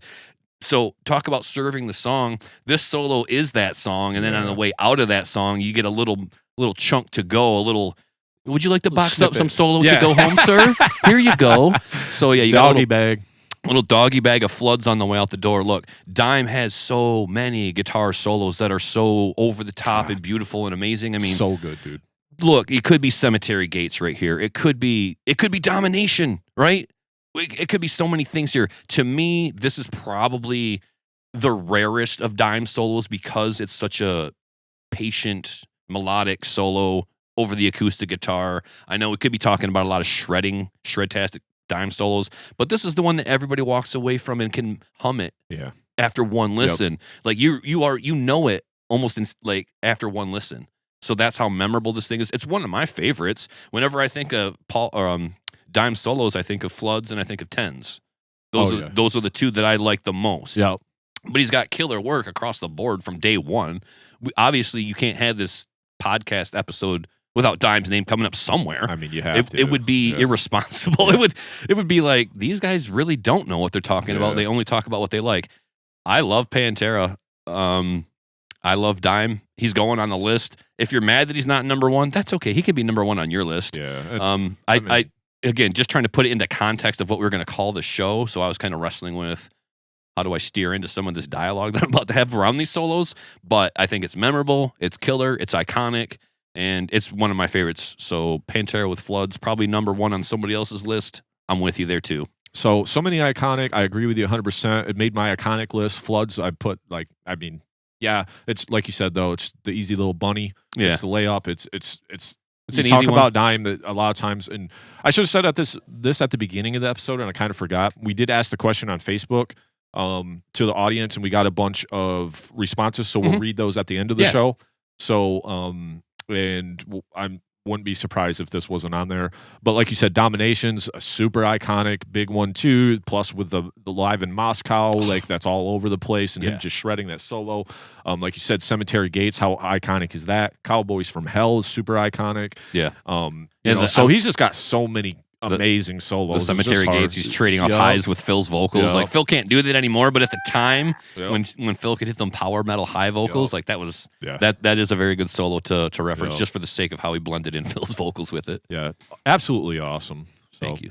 I think we got, we're kind of sticking to 5, but we'll ramble off a few at the end here. So I'm going to go with another criminally underrated band. I feel like as far as consistency though, I don't think that that has always been there for them, so it's been hard for them to kind of make a name, but a lot of people say this. So we're going with Arsis, We Are the Nightmare. Solo comes in at 1 minute, 37 seconds. James Malone, I believe his name is. James Malone, I believe. Sounds right. Yeah. But the guitar playing, I remember, I don't know if I put this on one of my favorite albums of all time list. If not, it'll guaranteed be on the next episode we do like that. Arsis, We Are the Nightmare. What a fantastic album. Yep. Especially when I was starting to get into a lot more technical and shred guitar. This one just was served to me on a platter. Like, check this out. You like shred, you like tech, you want death metal too. Yeah. Melodic as well. But even just to kind of like, We Are the Nightmare. Like it sticks right in your head as soon as he comes in. And like I said, it might be one of the ones that gets swept under the rug because it's not the most popular one. But for me, it's one of my favorites just because of the guitar playing in general on this whole entire record. And then just the solo. That comes in, like I said, at 1 minute and 37 seconds. Arsis. Oh, man. So awesome, dude. Great album. I have pulled it off of my shelf as a reminder to like, hey, we need to talk about this album on the show in some capacity, like a top 5 metal albums. I don't know that I have talked enough about this band either. They do, for me, it's similar. Like it's that one album for me, and then I didn't really follow up with their career. And I know that the next release didn't do it for me. I know I listened to a little bit of it, and I was like, why did they change? It sounded way more 80s metal than the 90s tech thrash that I came to know them by. But yeah, Arsis for fans of extreme metal, maybe like a Black Dahlia Murder. Help me out. Where else can we go with something it? Like that. It's kind of hard to lay a finger on because they don't like do breakdowns and shit like that. Right. So they're not in that vein at all or whatever. Right. But very melodic death metal, I would say. Thrashy, technical, thrashy, melodic death metal. Yeah, cool stuff. Kind of reminds me of like a more modern Creator type with the vocals and stuff. Like just little things that you could pull from different directions. But Arsis, great band. Love to hear their name shouted on the show as well too. Absolutely. Any more on them? No, I didn't really go into a whole lot because I go listen to it and tell me what you think. I guess that's where I'm at with it. No, it's just kind of hard when I'm digging into the catacombs of things that may not be so known. So I understand your point, but like I said, I think this push pull actually kind of works out pretty good. No, I think it's great because I'm giving people stuff that they probably already know. Like if this isn't on the list, we might get canceled, right? But on the other side, you're offering them something new that they haven't heard with a lot of these, and I think they stand as well. Oh, I fucking love that album. I'm going to go home and listen to that one soon. We Are the Nightmare. Dude. Tracks 1 through 3. The first 3 tracks on that album always knock my ass out. Like just fucking, they put me down hard. They're so good. They're so hard. You know what I mean? Just, drumming and everything. Just everything about it. If anything, I would say that album suffers from the Rust in Peace effect where it feels like everything was kind of mastered and mixed down low volume-wise. You know what I mean? I feel like I always got to turn that album up a little bit more. It's not as bad as Rust in Peace, but I do notice when I put that one on, like, oh, why is it so quiet? Like I got to turn it up. That's the only downfall of that album. All right, so last one. If you thought the last one, if you thought my last pick was like a layup, slam dunk, gimme easy, I think this one tops that one. And what could be more iconic, more metal, more the point of what we're talking about today than Metallica's Master of Puppets? Sure. Look, I mean, somebody watching this show an hour ago when they started, they're like, where's the Metallica? And well, here we are. We've arrived. Yeah. Look, it's in the name. Metal. Metallica. It's in the name. Master of Puppets is easily the most iconic, the most memorable, and a lot of people's most favorite guitar solo of all time. And I can just sit here and do do do do do do do do do do. I mean, we can all do it. If you've been listening, even the thrash part, like when they're starting to hear, when they pick it up, it's like the whole thing is just so memorable. Yeah, so this is a good one that features both James and Kirk on the dual. So you got Papa Het, Kirk Hammett on the dual. For the full effect, please dial this up on your YouTube. Watch the Live Shit Binge and Purge live in Seattle, 1989. Live in Seattle. Don't pull up San Diego. San Diego does not have any of the guitar solos. They did a short 5-minute Master of Puppets, no fills, no frills. Ew. Just to get it out there to the audience. I would have been so sad if that was the show that I got to see. You want to see Live in Seattle, 1989. They do the whole thing. Perfectly executed, both guitars, similar to the Ashes in Your Mouth. If you dial up the Live in 92 in London, you're going to want to watch 1989 in Seattle. Like I remember watching it with Rich. He had the old school big TV, and he had that box set he was geeked on. That it was like tan-ish, and you could open the thing, and it had all the VHS in there. Dave had it too. Yeah, the Live Shit Binge and Purge. Yep. Yeah, we used to watch it all the time, Dave and I did. I just don't know, because we already know it. We all already know. If you're listening to the show and you've never heard Master of Puppets, welcome to the show.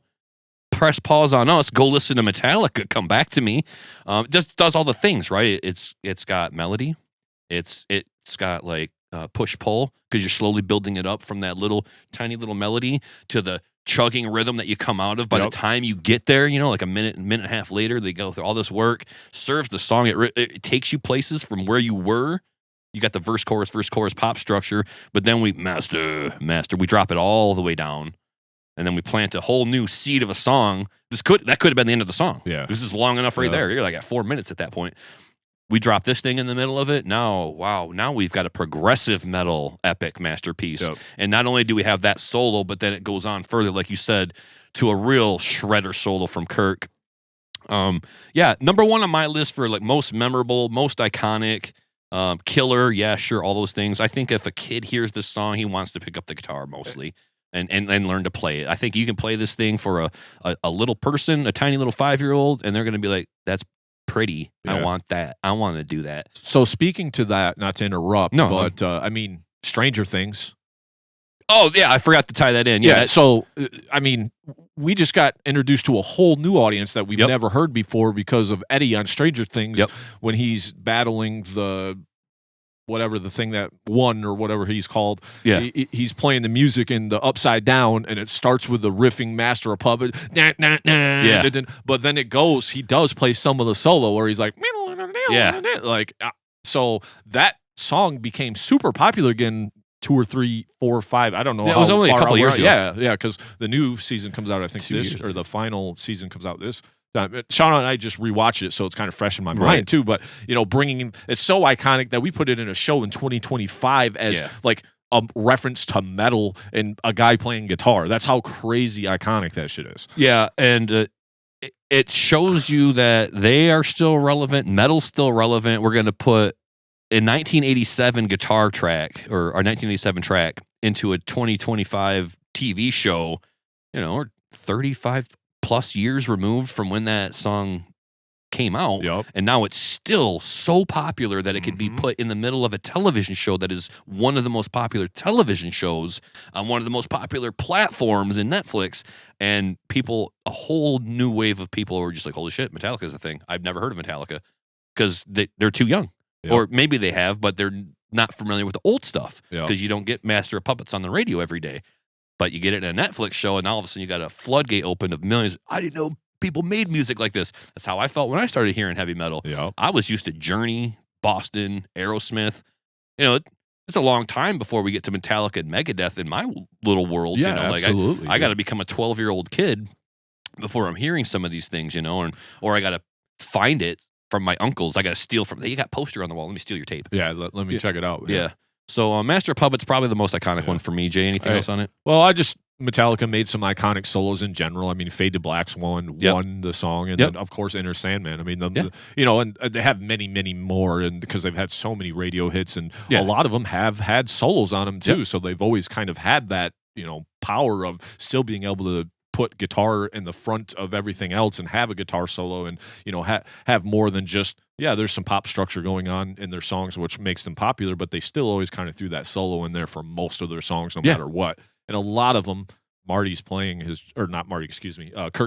been absolutely, he writes badass shit, because he writes that iconic, memorable stuff, I know he don't just noodle to noodle or whatever. I mean, as far as skill goes, is he as skilled as a Marty or a, maybe a James Malone from Mars? Probably not, but at the same time, it's not always about that. Like we said at the beginning, emotion first, technical ability second. Yeah. And he's always got a way to transfer that emotion and serve the song, like you said, right? And then the dual guitar, going back to what you said previously with the other dual guitar that we talked about. And this is on the this is pretty early in their career, right? In 1987, they're only into this thing for 4 or 5 years now. But I think they were just so hungry then as younger 20-year-old dudes, you know what I mean? They just really probably white knuckle, just every day, blue collar, get down to brass tacks on the instruments and write some of the stuff. Now, as you get later into their career, you still got great solos coming up, and Justice, Black Album. There's all kinds of good stuff. And I'll even go beyond the Black Album. I know they did a lot of work since then. They've done some great work, but Kirk's one of those guys. He's the dude. He may not be the best, but he's in the biggest metal band on the planet, and that's gonna force people to listen to him. And I listen to him and I think, well, maybe not the most technical, does use a lot of wah pedal, but I listen to something like The Unforgiven, and I think that still is one of the most beautiful sections of music across all metal and across all music, because they took so much time with that rhythm section. It's almost like there's not a strong rhythm guitar back there. There's a lot of things happening behind that guitar solo, and for him to be able to elevate that entire section with his playing, just a testament to what kind of great player he actually is. You don't have to be the most skilled or, top tier skill, even though I do say he's up there. It is all about the emotion and the melody. And Kirk's always done a really great job of putting that first. A lot of it's about feeling. And I think that, he showcases that in all of his playing, but hard pressed to find a more memorable guitar solo than Master of Puppets. I do not disagree. That's a great number one, I love it. So I'm just going to go with my number one. Sure. Fucking go figure. Death. Mm-hmm. Individual thought patterns. Okay. Trapped in a corner. So maybe not one of the most popular Death songs, my favorite Death song, but it's actually the Andy LaRocque section that. Yeah. Because Chuck comes in afterwards. Yeah. And the same with kind of like the Dave and Marty thing. Chuck's always been phenomenal. But he's got his style about him, right? Yep. But when you have these other phenomenal guitar players in your band, like a James Murphy or Andy LaRocque sitting in for this one, man, how could you not write an amazing guitar solo? But just this is another one that sticks in my head. I can hum the whole thing, and just the part where Andy play, and it's not even the most crazy technical thing, and then Chuck comes in with some tapping afterwards, you know, to kind of trail it off, release that tension. But there's just a couple little techniques. Is when I heard this, I was just like, man, this is that solo, you know. And of all of the Chuck work that I could have picked, I didn't even pick one of his solos, and I thought about Chuck's it too. one of my heroes. Yeah. But it's just this Andy LaRocque solo and Trapped in a Corner off Individual Thought Patterns at 2 minutes. One of my favorites of all time, man. First of all, one of my favorite songs by Death. Great album. I don't normally rate it as high as I should. I think it's top 3 in Death. I know others might like it as their favorite, but that song is great. I remember it being like my favorite song off of that album when I finally did hear it. And you're right. Like, I had to look at my list and say, where's Chuck? And I'm like, well, I think Chuck needs his own episode on this topic. Yeah. Like top 5 Chuck solos. Because, again, talking about a band that thankfully still has legacy, right? We can still talk about Death, and people are like, yeah, I've heard of that band. Well, Chuck's been gone for 24 years. Yeah. We miss him. So it's hard to continue a legacy that was cut off real early. Yep. But we do, thankfully, get to talk about Death. I feel like the guitar playing is there. I didn't want to drag in a solo just for the sake of having Chuck in the mix. Right. I do feel like his playing does belong somewhere, maybe in this list in a variety of ways. But I would have to be sure that I was picking a Chuck solo and not a James Murphy solo, not a Bobby Colby solo. Yeah. You know, like there's like a lot of other solos going on in the Death catalog. Yep. But got to agree, great song. Love. Again, another situation where I think there are unique rhythm sections underneath the solo sections. Yep. And then they change. And then they change. So something that I think Chuck did a lot of, like writing rhythms for solos. Yeah, because a lot he would have some pop structure, but anytime it came to the solo, it'd almost be like it wouldn't be a callback. It would be more of here's the solo rhythm, and then here's the second solo rhythm, and now we're back into a bridge or chorus or whatever, you know. So they he always kind had, of like, trailed off into this progressive thing in the middle, right? So I feel like the thing I love about Death songwriting, while we're on the subject, is they do that pop structure, but then they put a few extra things in, like you said, the solo sections, and then you come out of the solo into the bridge, and then the bridge will take you to the verse 3 or 4 or whatever, right? Yep. So they always did a great job of like growing that pop structure with an intro and an outro. Look at a song like Perennial Quest, right? It's basically a full song structure till you get to the last 2.5 minutes of that very serene outro. Yep. And I thought about that as a solo. I'm like, well, that's not really like Chuck's best work. It's just really, but it's really provocative and emotional. Like you got all those bendies on the Perennial Quest, and it's just the acoustic guitar part too. So a lot of, for me, I aimed for melody and just like the recallability. I can sit here and hum it. I can hum Perennial Quest. Yeah, for sure. You know, Trapped in a Corner might be a little bit tough, but a great fun solo to listen to, no doubt. And Andy LaRocque, I knew you would at least bring Chuck or Andy to the table today. I was counting on it. I was like, well, at least Jay's got it. Jay won't do this episode without it. And it's not because of all the Chuck worship, but because Chuck's great. Yeah. Chuck's great. They have great lead work. That's a cornerstone of their band. Yep. And I thought about it myself. I was like, honestly, if I spend too much time thinking about which singular Chuck solo I'm going to put on this list, I'll waste more time. And I think we could just have a whole other episode down the road. I figured this would be a topic we could come back to in a variety of ways. I feel like some of our conversations, and then when we're getting ready for episodes, for me, I kind of want to go with almost sometimes the first thing that comes to mind. That's when a lot of times we're like, oh, we're both remiss that we didn't mention A, B, and C. Yeah. But you know, a lot of times I like what just comes to your mind first. Yeah. Is usually kind of the thing that's rattling around up there. Yeah. So like, put that on paper first, and then like if you think of something along the way, that's fine. But like you said, Chuck, awesome player. We've worshipped him every episode since episode 1. So it's not like he doesn't get his praise, and you know, it's not.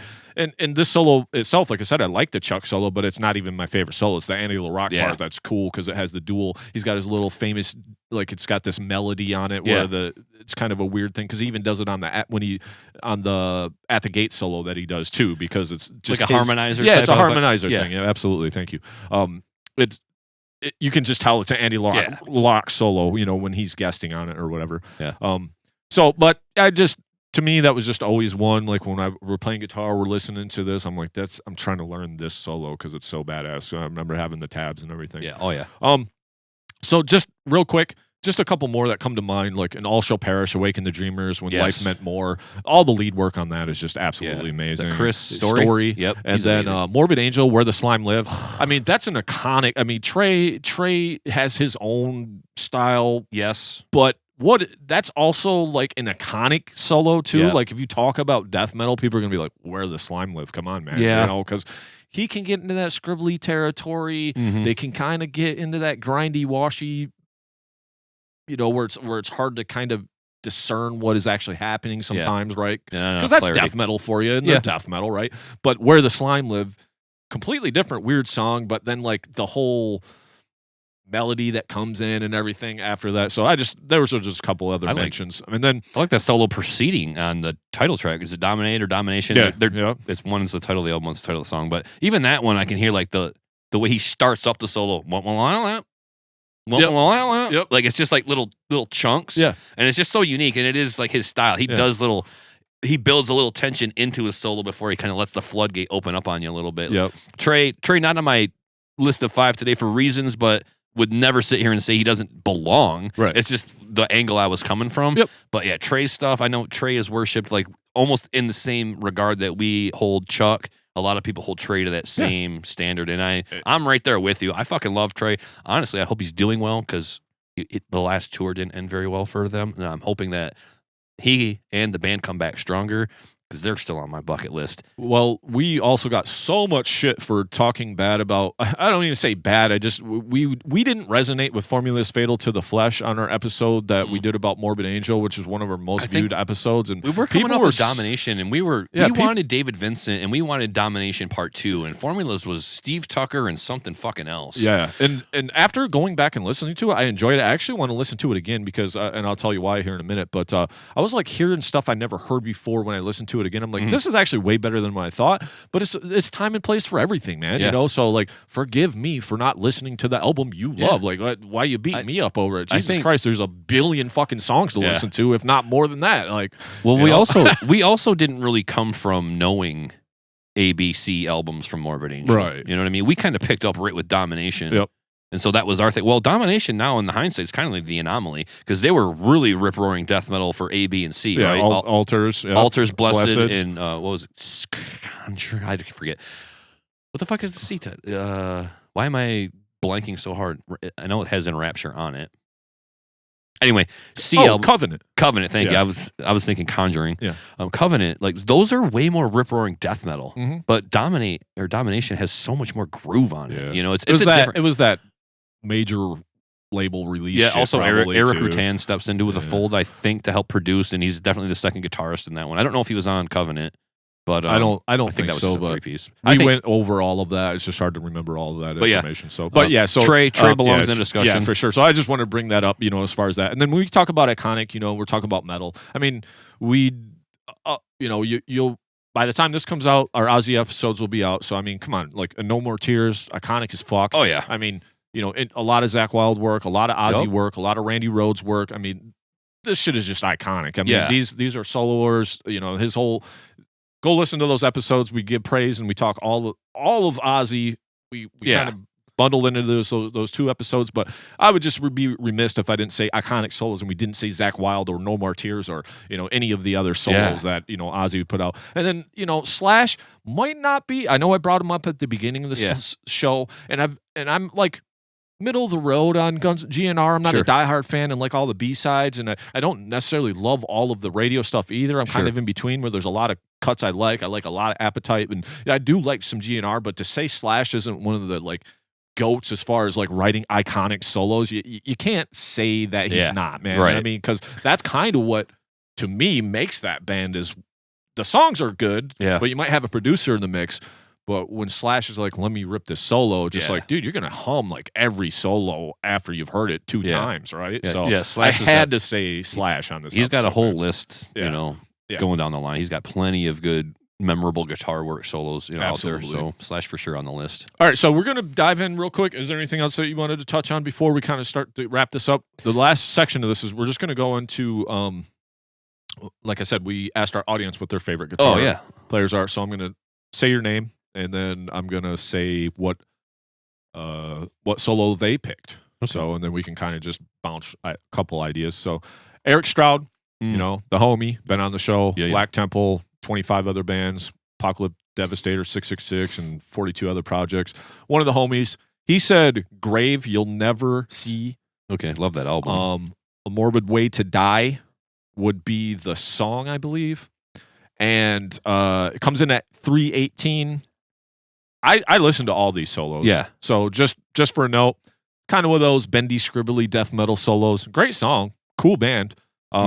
but something spoke to him about that, and it's not a bad solo at all. But that was kind of one he picked. We got Richard Allen Smith. He comes in with some Judas Priest, Screaming for Vengeance.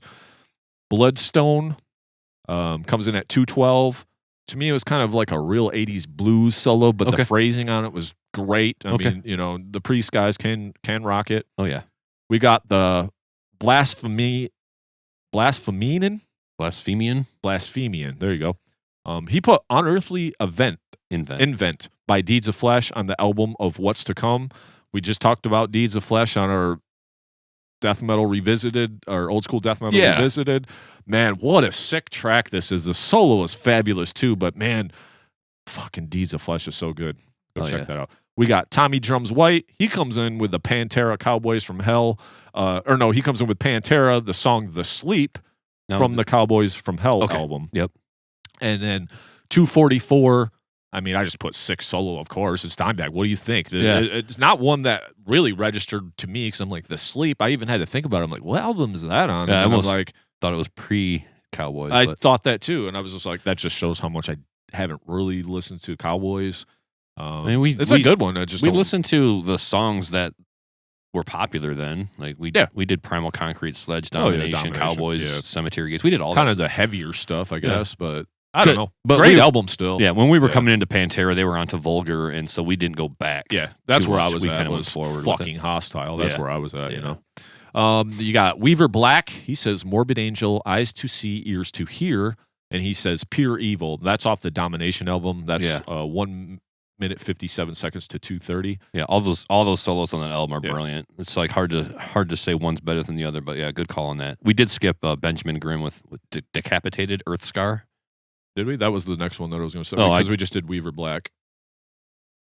He's just in a different order on my list. Okay. I'm just seeing things in a different order. My next guy is Benjamin Grimm. Yep.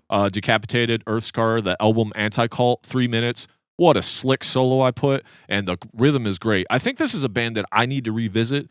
This was almost when I was like, maybe we should do like just so we go back and listen to some of this stuff, and be like, maybe we should do like a Decapitated ranked albums or something, just so we're forced to listen to. Because I'm listening to the song, I'm like, this is fucking sweet, dude. And I'm like, no, we've listened to Decapitated. You had some of the earlier work because is this not the band? They were like super young when they started, like 16, 17, 18. I think was this not the band that did that? Well, anyway, I'm like, I should dig into this band a lot more than I have, right? We go with Mike Libertoski. He's the guy from Living Dissection. He's been on the show before. His solo project, Witch, super awesome dude. Great guitar player. Yeah. And I've seen this one coming. Mile Zero by Periphery from P2. Okay. Absolutely phenomenal. I mean, it's Periphery. What do you expect? Like, these guys grow and grow more and more. I mean, I like this band more and more every time I hear them. Yeah, I'm always going to be curious what Mike thinks is a good guitar solo because Mike plays incredible guitar. So usually if I know the source suggesting me, hey, check out this song, and Mike shreds, all right, and I know Periphery shreds, so now I'm like really keen on dialing in that song and making sure that Mike has a proper opinion. I'm sure you do, Mike. No, it's great, man. I believe it. So we got Robert Villarreal, Slayer, Angel of Death. Yeah, Rain and Blood. 3 minutes and 3 minutes and 40 seconds into the song. You can catch that one. I just put scribbles. You're gonna get what you get from Slayer. Did you know if it was Carrie or Jeff? I didn't look that far into it, but it sounded like a Slayer solo. Yeah, it was a Slayer solo. I mean, you get what you get. I mean, I don't think those two guys sounded tremendously different in their solo work. Really. And their writing of rhythms, yes, sure. Like Jeff had the more melodic sense, which makes me want to think he had the more melodic sense soloing. But I've heard both of those guys solos, and they do a lot of scribbling. They're scribbling. There's a lot of outside the lines. Just a lot of dives. Yeah. And nothing wrong with them because they create memorable, iconic solos in their own way, right? Mm-hmm. Because we've heard these songs so many times that it's like, it's scribbling, but it's still in my head. Because I've heard it so many times. And not to say that they don't have some cool, like, melodic stuff when you start getting into, like, Seasons in the Abyss or Skeletons of Society. Not everything's like that. But this, I mean, it's Rain and Blood. I mean, we're just fucking full tilt almost the whole time, Yeah, the whole time. And it's Angel of Death. I mean, fucking that's just fucking March to the Kingdom of the Dead. Joshua Hibbs, the homie from Around the Way, Holy Wars. He put Megadeth or Flood's Pantera. Yep. So there you go. There you go, Josh. Yep. We covered those bases today. Hope you're happy, man. Yep, we got them. Caitlin Sperry, get back to me when you ask about a synth solo. I don't think that's going to happen on this show because I don't even know one synth solo except maybe one that's on. Well, I'll just answer it for you, Caitlin Sperry. Protest the Hero. The answer is Jordan Rudess, 1 through 5 in various Dream Theater solos. Oh, okay. That's the answer. Yeah. I don't know that there's anybody more phenomenal on a keyboard stroking the 88 keys than Jordan Rudess. I don't know that person. Yeah, I've seen some of his videos. He's like playing guitar and the keyboard at the same time, and some technical shit on both hands. Two keyboards. Yeah. You got one here, one here. Whatever. Yeah. Like the guy's disgustingly good. I love it. Or whatever. We could say even a BT Bam. I mean, I just don't know if we could warrant. I don't like synth enough to warrant an episode dedicated to synth solos. So sorry about that. But if that's your thing, if we do revisit this subject, Caitlin, we'll keep you in mind. I'll try to think of a really like mind blowing synth solo that I can like co-sign on and say, that's something that everybody should listen to. Yeah, I got you, Caitlin. Absolutely. Colton Epperson says, "Born Dead by the Autumn Offering." I don't know this one. So it's self-titled album. So I'd never heard of this band either. Solo comes in at 2:10. This band was signed by Jamie Josta. Okay. In the years, and it looks like I think they wrapped it up around 2010. Oh, okay. So this isn't an active band. Right. But I'm listening to this band, and I'm like, I'm going to go back and listen to this band. This band is sick, dude. Okay. Super sick. The Autumn Offering. I'm like, listening to this track. I was at 2:10, and then I let it play out, and then I like went to another song, and I was like, damn, this band is super sick. So thank you for that, Colton, because I love hearing new bands that I want to jam out. So oh yeah. You got, even if they're old. Yeah. That's fine. Yeah, or defunct. I don't care. I like music. So you got William Ingram. So he put in the running, Shining, Maniska, Oviskvarda, Maniska. I probably didn't say that right. Oviskarvarda? I don't know. Sorry. Anyway, I'd have to brush up on a little Russian. Album Sevenfold Forlary. I don't know. But of all of them, so I've heard of Shining before. Okay. And I think it only has one N in it too. William not that matters because I can't even say shit right. So because I was like looking up the way he spelled it and I couldn't find it. And I've heard of this band before. They've been in all the Metal Maniacs magazines for as long as we've. Yeah. And it's just a band that I've never listened to. I don't know. Swedish. So I'm listening to this dude. Mm-hmm. This band fucking rules, dude. Nice. It's sweet. I mean, it's kind of like a black metal type band, but the solo is like bluesy black metal. It's so cool. This was one of my favorite solos out of all this whole list that I went and checked out. One of my favorites off of this one was this, and I'm like, this is another band I should probably listen to more. Super cool, man. The guitar playing was fabulous on this. Nice. Then you got Isaac Marrier. He's from Recorruptor. Yep. He's been on the show with the band as well. And Invocation of the Continual One, Morbid Angel from the Formius Fatal to the Flesh. Comes in about 4:15. I mean, it's Trey. What do you expect? It's sick as fuck. And then after listening to this, I was like, man, I really should spin this album a couple more times because as I'm listening to it, I'm like, this is pretty sick. And there was actually a lot more like groove and stuff on it than I remember. I thought it was just like noisy, and that might have been like the first 2 songs, and then I just turned it off. But then like there's a lot more to this album. So I feel like we spun it in Matt's car a lot when we were driving around in high school, but we shit on it. Unfortunately, we didn't get it. And then you got Austin Abram Chester. He says it changes right now, but he says Rogue Wave by Escape Artists. At 2 minutes, the solo comes in. Another band I wasn't familiar with, but I believe this EP he was referring to came out this year. So this band is fucking awesome too, man. So another cool ass band to check out. But yeah, so that was what you guys said was your favorite solo. So thank you for that. Keep doing that so we can call you out on the show and get you involved in. So Rogue Wave is the name of the last song, correct? Yes. All right, not to be confused with the indie rock band Rogue Wave. No, absolutely. It took me a minute to find this because it's the Escape Artist, and there was it took me a minute, but I ended up finding it actually. I was going to say, I think I screenshotted it too. When I saw the words Rogue Wave, I thought, is he trolling? Because I know the band. It was just me and my confusion. I was like, there's a band called Rogue Wave, and it's on the Walter Mitty soundtrack. Secret Life of Walter Mitty, which I love. I love that soundtrack, but it's like indie rock. Oh, okay. And I'm like, well, there's some good stuff on that, sure, but like it has no business in this conversation. No, different thing altogether. Escape Artist is the band. Rogue Wave is the song. So you want to make sure, because if you pull up Rogue Wave, you're like, where's the solo at? Where's the music at? It's just like singing. So with that being said, man, I don't got anything else to say. I think we covered that pretty well. Talked about some killer solos. We talked about memorable. We talked about iconic. We talked about why. And, some of our listeners or people that enjoy metal gave us some feedback. So love it. Yeah. Thanks for all the comments about your favorite metal guitar solos, because there's some stuff in there we didn't know. Yeah. And so you broadened our horizons. Yep. I know my list is pretty popular. People are going to know most of the things on my list. Jay brought us some really solid offerings to listen to some new music. I would say Carcass probably not the most popular band, but a good one for anybody that hasn't heard them yet. Check them out. Yep. They're still relevant. They're still touring. Don't remind Jay he's sour about it. Salty as fuck. All right. With that being said, keep it metal. Peace. Thank you so much for checking out the episode. Be sure to hit that like button and give us a share.